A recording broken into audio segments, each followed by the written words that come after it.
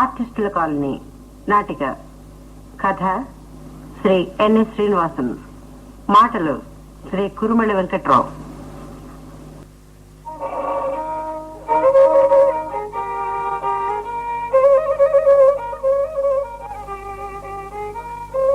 కర్మ, ఈ పక్కవాడు తెల్లారగట్లా లేస్తాడు, వెధవగీకుడు మొదలెడతాడు. సాధకం అట సాధకం. అది సిడేలా పిండి మరా. నేనింక భరించలేను. లేస్తారా లేవరా? ఎందుకంటారేమిటండి? చెవులు గింగురు మనేలాగా కింది కింది మనకి ఎక్కుతుంటే చెవులు గల్లెడిపోవడం లేదు. ఇలా చియోమంటుంటే మీ బుర్ర ఎలా పనిచేస్తుందనుకున్నారంట? ప్రపంచాన్ని వెలగబెట్టడానికి మీరు మాత్రం రచనను ఎలా సాగించాలనుకున్నారో చెప్పండి. మాట్లాడరేమండి? లలిత కళ అట లలిత కళ. ఇలా గుర్రమని చెవిలో గీకుతుంటే లలితం ఎక్కడ ఏడ్చిందండి? ఇంతకీ లేస్తారా లేవరా? ఎందుకంటారేమిటండి? ఆయనతో చెప్పండి. ఎవరితో? ఈ పక్క ఉన్న ఆర్టిస్ట్ గారితో. ఏమని? అయ్యా, ఈ ఇంట్లో మమ్మల్ని బ్రతకమంటారా చచ్చిపోమ్మంటారా అని. వాళ్ళని అడగటం ఏమిటి? వాళ్ళకే మధ్య మీ సంగీతాలు సంతకెళ్ళినట్టే ఉన్నాయి. మా చెవుల్లో మేకులు పుచ్చకండి. ఇంక చాలించి మమ్మల్ని కొంచెం నిద్రపోనియండర్రా అని చెప్పండి. నోట్లో నాలుగే లేదా అండి మీకు? ఇప్పుడు ఏం చేయమంటావే నన్ను? అబ్బబ్బబ్బ, మళ్ళీ మొదటికొచ్చారా? వినండి, మీ సంగీతాలు చట్టుబండలుగాను, మీ ప్రావీణ్యానికి ప్రజలు పిచ్చెక్కిపోతున్నారు. ఇంకా గీకడం కట్టిపెట్టి ప్రజల్ని బ్రతకనివ్వండి అని చెప్పండి. ఇదిగో మీకే చెబుతూ ఉంటా. ఇంకా ఎంత గొంతు చించుకు చెప్పాలండి? నేనింకా భరించలేను, నా వల్ల కాదు. ఉండండి, మీ పని చెబుతాను. ఆ కాగితాలు కలం లాక్కొని పొయ్యిలో పడేస్తే గాని. ఉండదే, లాక్కోకు, ఉండమంటుంటే. ఇదిగో వెడుతున్నానుగా.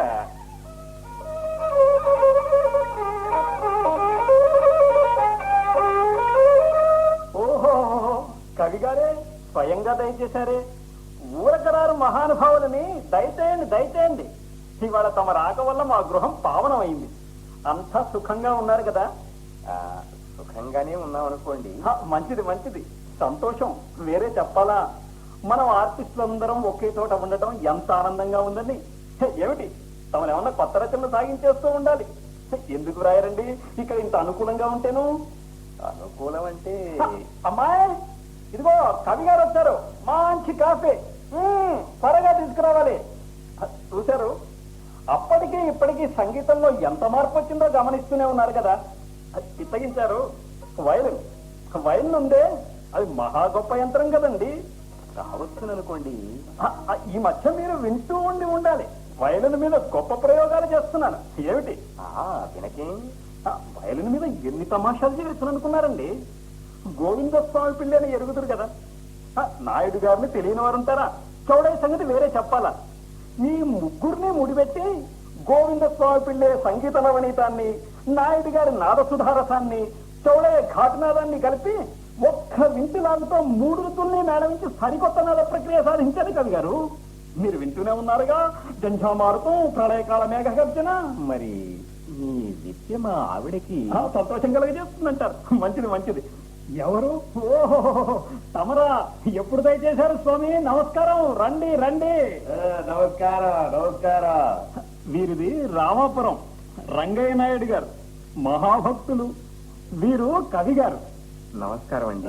నమస్కారం నమస్కారం. మీరేం చేస్తారే? వీరు బాగా రాస్తారు, బాగా పైకం చేస్తారన్నమాట. ఆ ఊర్లో చిట్టిబాబు ఉన్నాడు, వాడు కోట్ల దస్తావేజులు రాసి 2 బిడ్డలు కొన్నాడు. కాదు స్వామి, వీరు కవి గారు. పద్యాలు పాటలు రాస్తుంటారు. అట్లాగా. కవి గారు హరికథలు ఏమైనా రాస్తారా? ఈ ఏడు హరికథలు పెట్టాలనుకుంటున్నా. రంగయ్య నాయుడు గారు చాలా కాలంగా నవరాత్రులు జరుపుతున్నారు శ్రీరామనవమికి. నిరుడు రాలేదే నాయుడు గారు?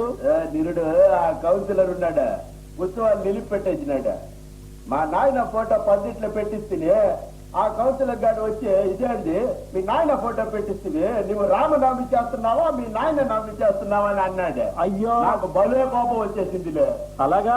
మా నాయన ఫోటో పెట్టకుండా నీ ఫోటో పెట్టాను అనుకుంటావా అని చెప్పింది. వాడు కోర్టుకు వెళ్ళాడు, నేను వెళ్ళాను. హైకోర్టుకు వెళ్ళాడు, నేను వెళ్ళాను. సుప్రీం కోర్టుకు వెళ్ళాడు, నేను వెళ్ళాను. బాగుంది బాగుంది. తర్వాత ఎన్నెన్ని మంచి పనులు చేస్తుంది తెలుసా? సత్రానికి వస్త్రం మన చందా వసూలు చేసినానే, ఆ డబ్బు స్థలం మీద ఎందుకు వేస్ట్ చేయాలని మా మిద్ద మీదనే 2 మిద్దెలు వేసి ఇచ్చినాను. మంచి పని చేశారండి. మిగిలిన దుడ్డుతో మా అమ్మవారి పేరు మీద మా భార్యకి నగలు చేయించినాను. అది కథ. నేను మామూలుగా అక్కడికి వచ్చి ఈ 9 రోజులు గీకేసి అక్కడే చాపాటు వగరాలు ఏర్పాటు చేస్తాను. మామూలు 25 రూపాయలు తీసుకొని వచ్చే. అలాగే అయ్యా మీరు మాట్లాడుతూ ఉండండి, నేను వెళ్ళొస్తాను. మరి వెళ్తారా కవి గారు? మంచిది. మీరు ఎప్పుడూ వింటూ ఉండాలి. అమ్మగారికి కూడా సరదాయే కదూ, వారు వినాలి.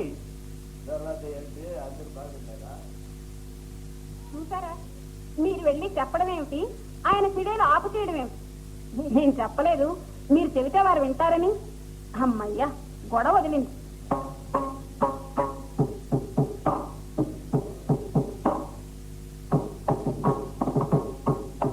అయ్య బాబోయ్, ఆ పక్కని మధ్యలో మొదలైందండి. మధ్యలో దెబ్బలకి నా గుండెలు అవిసిపోతున్నాయండి బాబు. రండోళ్ళైనా నేనే కట్టండి, మా గుండెల మీద గుద్దడం మానేసి మమ్మల్ని రక్షించండి మహాప్రభు అని ఆయనతో కూడా మొరపెట్టరండి. ఇంకా వెళ్ళరే? పొరుగింటి వాళ్ళని ఇలా కూని చేయడం పెద్ద మనుషుల లక్షణం కాదని చెప్పండి. వెళ్ళండి. వెళుతున్నాని.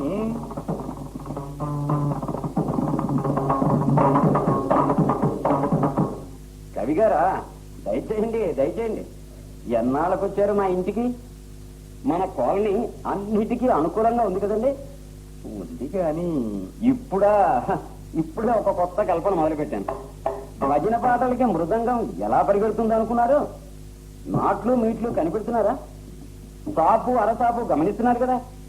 ప్రత్యేకత అంతా ఎడల్లో భూమికులే ఉంది కవి గారు. తమతో ఒక సంగతి చెప్పాలని. సంగతులు గాత్రపాటకే పరిమితం కాదని నాకు తెలియదు అనుకున్నారా?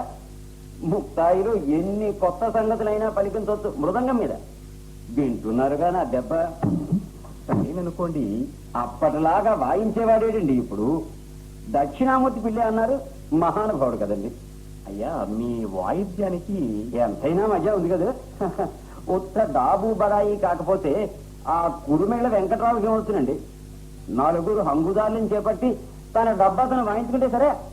ఓహోహో, రంగయ్య నాయుడు గారా, ఈ పంచాణాన్ని మర్చిపోలేదన్నమాట మీరు. ఏంది పంచానన్నా, బాగున్నావా? ఏదో మీ దయ. నిరుడు ఆ కౌన్సిలర్ ఉన్నాడా, ఉత్సవాలు నిలిపెట్టేసినాడా. మా నాయన ఫోటో పందిట్లో పెట్టిస్తే ఆ కౌన్సిలర్ గారు వచ్చి, ఇదేంది మీ నాయన ఫోటో పెట్టిస్తే నువ్వు రామనవమి చేస్తున్నావా, మీ నాయన నవమి చేస్తున్నావా అన్నాడు. నాకు భలే కోపం వచ్చేసిందిలే. మా నాయన ఫోటో పెట్టకపోతే నీ ఫోటో పెడతానా అని అడిగినాను. మంచిగా అడిగాను. వాడు కోర్టుకి వెళ్ళాడు, నేను వెళ్ళాను. హైకోర్టుకి వెళ్ళాడు, నేను వెళ్ళాను. సుప్రీం కోర్టుకి వెళ్ళాడు, నేను వెళ్ళాను. గెలిచాను. దాని తర్వాత చాలా మంచి పనులు చేస్తుంది తెలుసా. సత్రానికి కోసం చందా వసూలు చేసినాడా.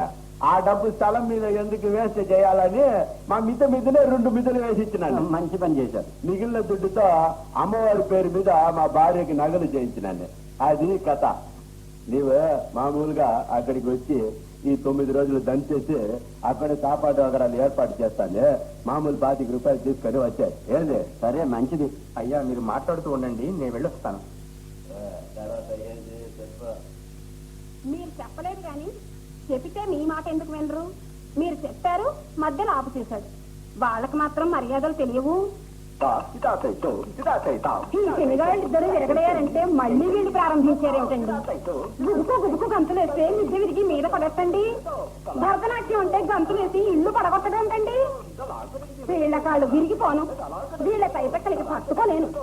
ఎంతకని ఓరిని పెట్టను, ఈ నరకంలో నేను ఉండలేను. లేస్తారా లేవరా? ఇప్పుడు పెడుతున్నానే, తప్పకు.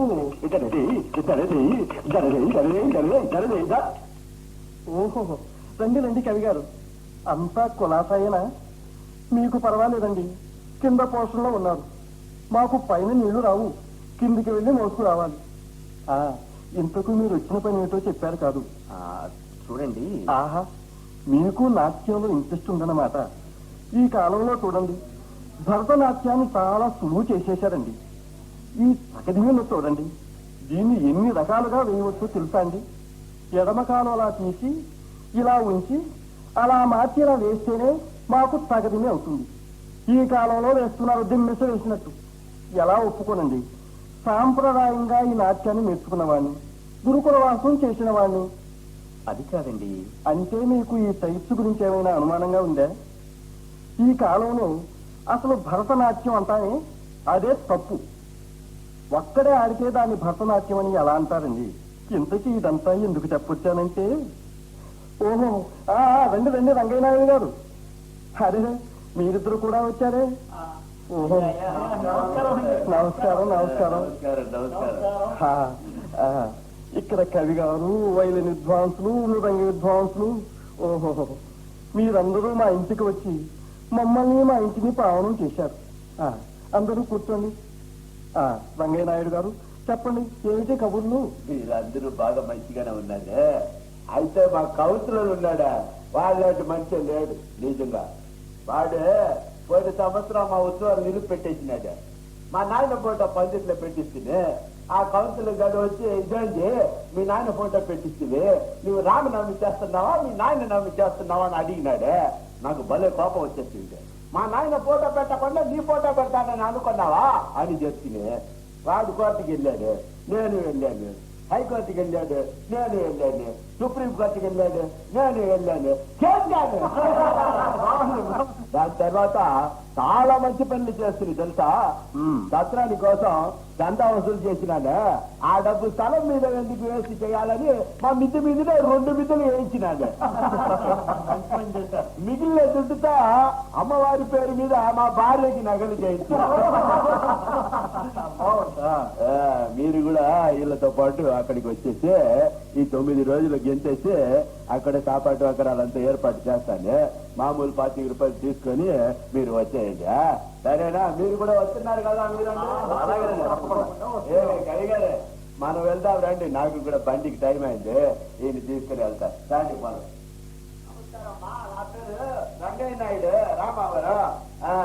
మీ ఆయన ఏంటి మాట్లాడేంటి, ఎప్పుడు గమ్మున ఉంటాడు. శ్రీరామనవమి కోసం వీళ్ళందరినీ తీసుకువెళ్ళాలని వచ్చినాను. చాలా సంతోషం, తప్పకుండా తీసుకెళ్ళండి స్వామి. అక్కడే ఉంచేసుకుంటే మరీ సంతోషిస్తాను. కవిగారు మాకు